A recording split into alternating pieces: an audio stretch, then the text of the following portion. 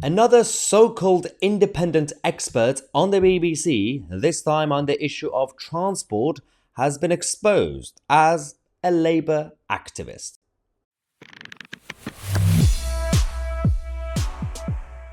Oh, if I had a penny for every time this happened. Okay.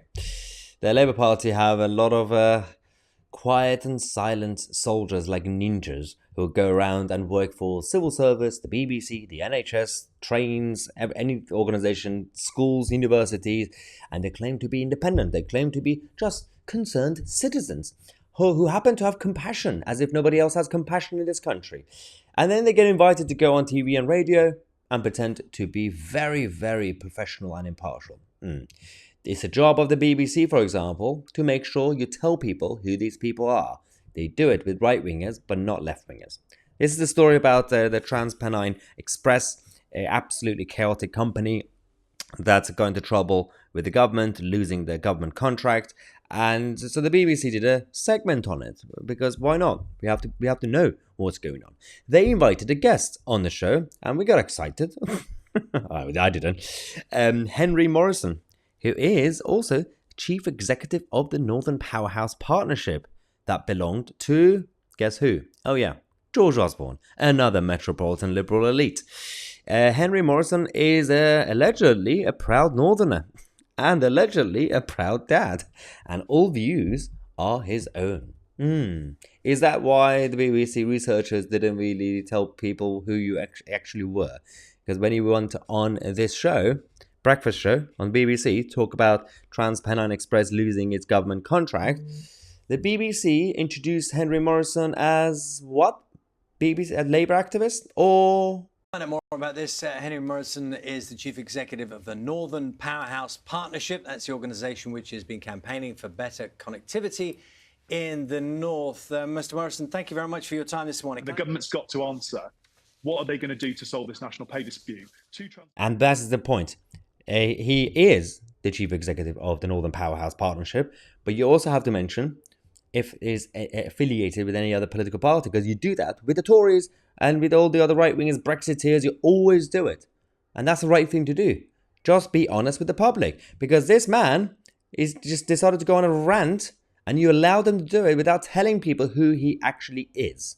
2 transport secretaries ago, they picked a fight with ASLEF and other rail unions to try and position the government for a culture war against workers and to make it so they could fight a group of well-paid people rather than just the nurses. They've ramped this up. It's now the challenge not just for the Transport Secretary, but for the Prime Minister. Interesting.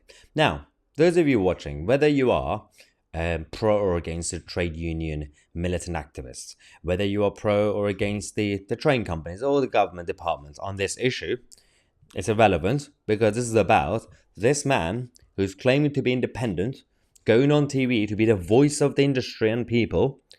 In reality, he goes on secret agenda.